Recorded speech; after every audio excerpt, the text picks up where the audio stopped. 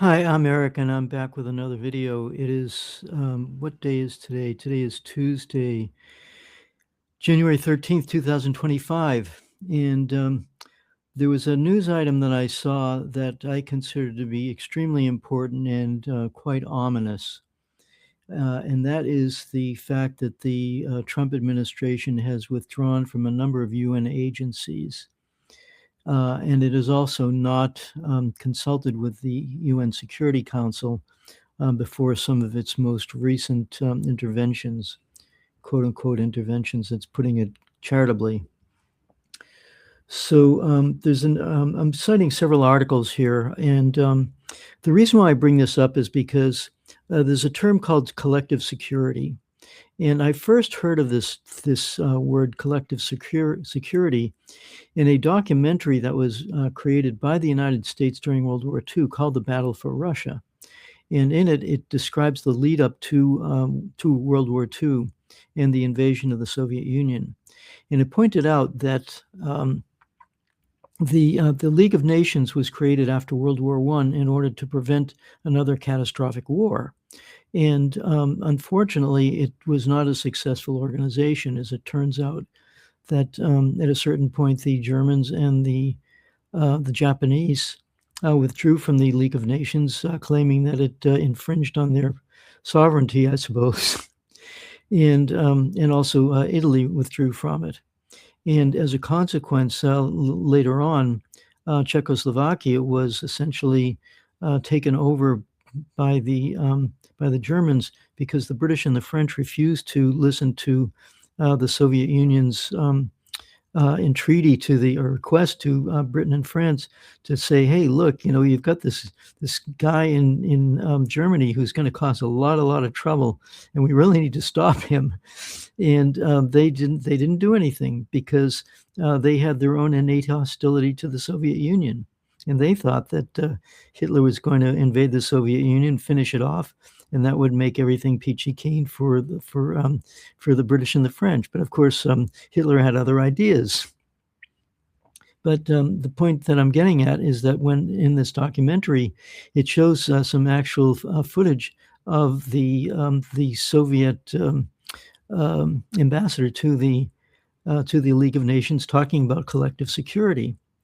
Flash forward to 2021, and following the fall of the Soviet Union, actually I guess you could say following the end of the Soviet Union, there was an agreement that NATO was not going to expand 1 inch to the east beyond Germany, and of course they violated that completely. So at a certain point in 2021, the Russian Ministry of Foreign Affairs said, we're going to give you a draft treaty. We're going to present a draft treaty so that we can have collective security. So I thought this is very interesting that the Russians were talking about collective security twice, once before World War II and then in 2021. And of course, the Russians said, look, if you guys are not going to respect the idea of collective security, then we're going to have to use what they call military and technical means to get it, because we are not going to allow our country to be, invaded by by NATO, essentially, because NATO was expanding to the east, and it had expanded into Ukraine, and they could see the writing on the wall. So I'm going to kind of read through some of the notes here that I did to document this.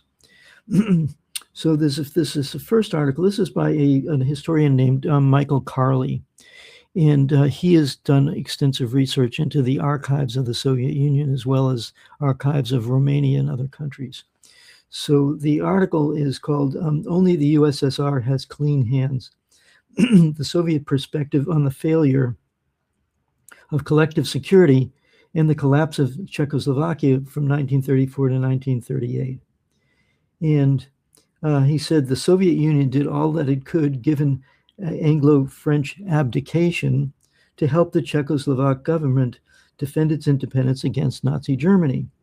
The British and French portrayed a manipulative Soviet Union seeking to abandon treaty commitments to Czechoslovakia, while at the same time they fled from obligations to Prague, Czechoslovakia, and projected their own evasions. They projected their own evasions onto Moscow. So there you go. Okay, the next article here. This is a press release from the White House, and it's a whitehouse.gov fact sheet, 2026-01. President Donald J. Trump withdraws the United States from international organizations that are contrary to the interests of the United States. Withdrawing from international organizations, today President Donald J. Trump signed a presidential memorandum directing the withdrawal of the United States from 66 international organizations that no longer serve American interests. And so there's that. And then the next item I have here is a very interesting article that was written by an Afghan, actually. And you have to really dig around the internet to find these things, but that's what I like to do. So here's the article. Exactly 6 years before the outbreak of World War II, Japan withdrew from the League of Nations, the world's first universal international organization. It was started in 1919, it went to 1945, arguing that the body was incapable of safeguarding the interests of major powers. The move dealt a severe blow to the fragile institution. From Japan to Germany and Italy. Following Japan, Germany under Adolf Hitler withdrew from the League of Nations in 1933, claiming that the organization served only the interests of the victors of World War I. Germany's withdrawal sounded the alarm for the outbreak of war and signaled its disregard for international interest in favor of national and alliance-based priorities. 4 years later, in 1937, Italy also withdrew from the organization. Benito Mussolini, who was the fascist dictator of Italy, cited the League's weakness and lack of resolve as the reason for the decision. As a result, an organization already struggling with a lack of cooperation from its members. Does this sound familiar? Sound anything like the UN? Struggling with a lack of cooperation from its members was effectively pushed towards failure and proved unable to prevent the outbreak of World War II. After World War II, the hope for a new international order. After the end of World War II and the establishment of the United Nations in 1945, the belief emerged that international organizations could play an effective role in ensuring peace and prosperity. This outlook led throughout the 20th and 21st centuries to a significant increase in the number of international organizations, alongside the emergence of new states and the strengthening of the spirit of human cooperation. Today, the number of intergovernmental international organizations exceeds 250, operating in political and specialized fields ranging from peace and development to human rights, democracy, environmental protection, and cultural growth. Washington's unprecedented move. In an unprecedented and unexpected step, the United States, by presidential order, it's kind of amazing how the president just decides to do these things. Congress has no say in any of this stuff. By presidential order, withdrew from the membership of 66 international organizations, including 31 bodies affiliated with the United Nations. The U.S. government cited the lack of usefulness and effectiveness of these organizations for its national interests as the reason for the decision. Among this long list, the U.S. withdrawal from 10 major international bodies has drawn particular attention. The Intergovernmental Panel on Climate Change, the United Nations Framework Convention on Climate Change, UN Women, UN Nations Population Fund, United Nations Conference on Trade and Development, the International Law Commission, the International Renewable Energy Agency, the International Union for Conservation of Nature, the International Trade Center, the Global Counterterrorism Forum, and the legal and political consequences of the U.S. withdrawal. challenges the status of international organizations as established legal entities in international law with a history spanning more than 1.5 centuries.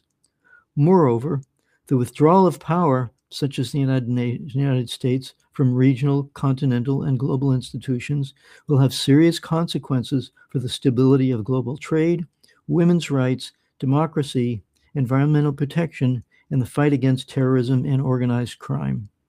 This move also weakens the principle of international cooperation, one of the fundamental principles of contemporary international law, and could be regarded as the beginning of a dangerous norm in international relations, a norm that will ultimately undermine global peace, security, and sustainable development, particularly at a time when the international order is more unbalanced and unstable than ever. This article is written by Nasrullah Stanikzai, a political and international affairs analyst and former professor at the Faculty of Law and Political Science at Kabul University. So I asked Grok AI about this, responding about this issue of the United States withdrawing from these organizations, and Grok, assured me, no, this is Grok. No, the current U.S. announcement is not a comparable harbinger of world war. While historical parallels in isolationism or multilateral withdrawal can raise concerns about eroding global cooperation, key differences make the analogy inapt. This again is going along with, this is Grok's version of history. The 1930 withdrawals occurred amid active territorial aggressions, that is, invasions of Manchuria, Ethiopia, and remilitarization. The Japanese invaded Manchuria in 1931. It was a gross violation of Chinese sovereignty, and the Italians invaded Ethiopia in 1937 or 1938, and because Ethiopia was the last non-colonized country in Africa. So he says this has occurred among territorial aggressions by authoritarian regimes building towards war, with the League as the primary flawed mechanism for collective security in a post-World War I world. The U.S. action targets specific, often niche or ideologically opposed organizations, many UN-related, focused on climate social policy, not a broad rejection of all international institutions.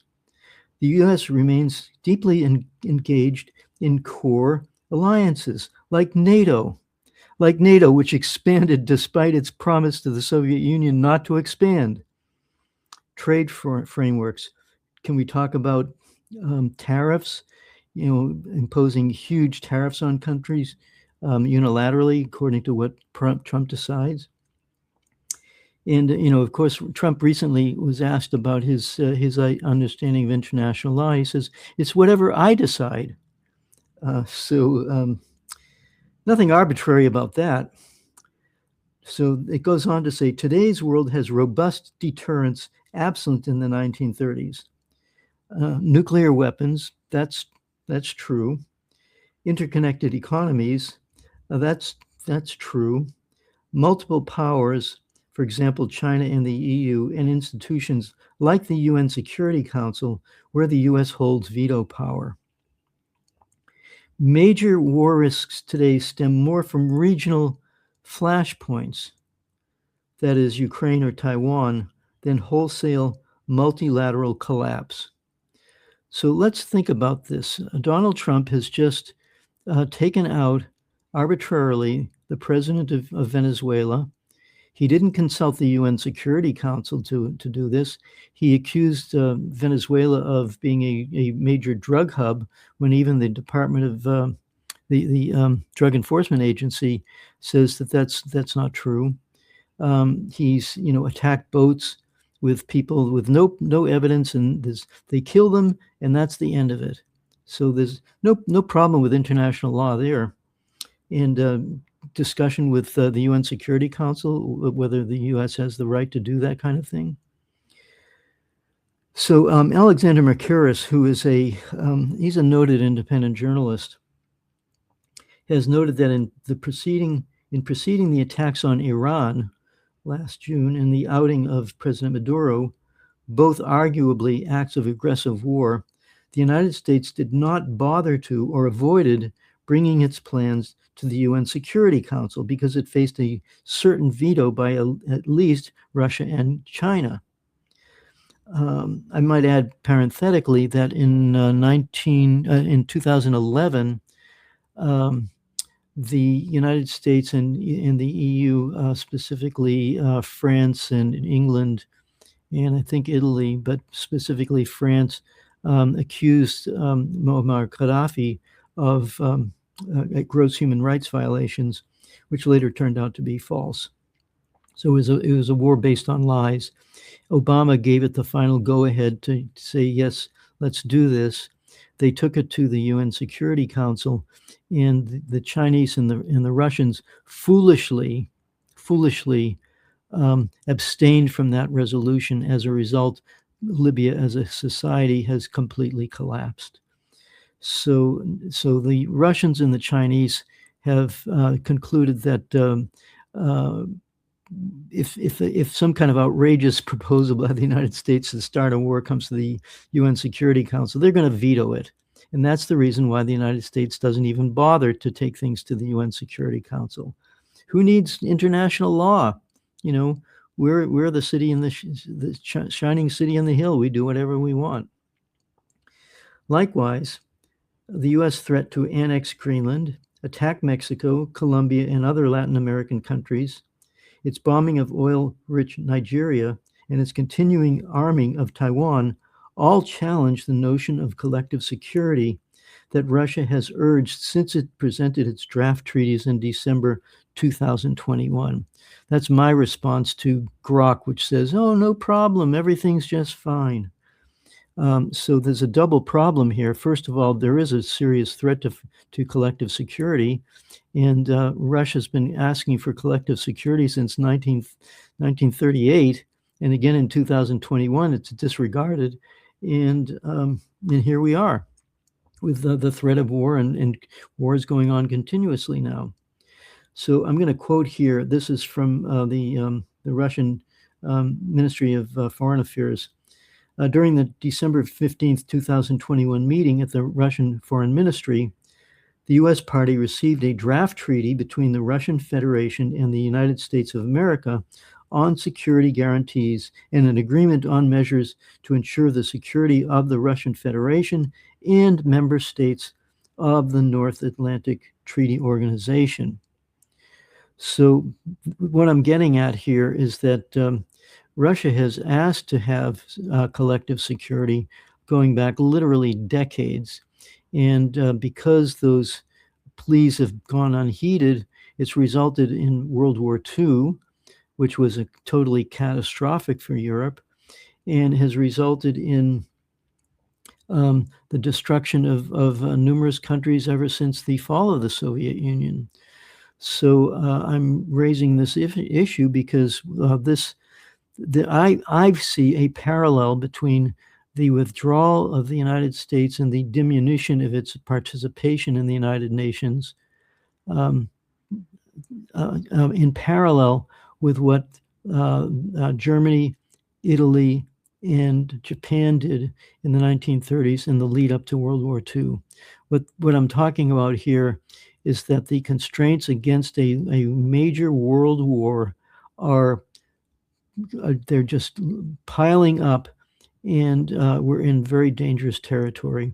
I just before I'm recording this, I had a chance to talk with somebody who I had not known. This is just someone who lives in Thailand, quite knowledgeable person actually, and we were discussing these issues and also discussing it in relation to the violence that's going on in the United States with this, ICE as a kind of, it looks to me like kind of the equivalent of Donald Trump's private army, so to speak. It reminds me of the Roman Praetorian Guard, which was a paramilitary organization that was run by the Emperor of Rome and could did whatever he wanted them to do.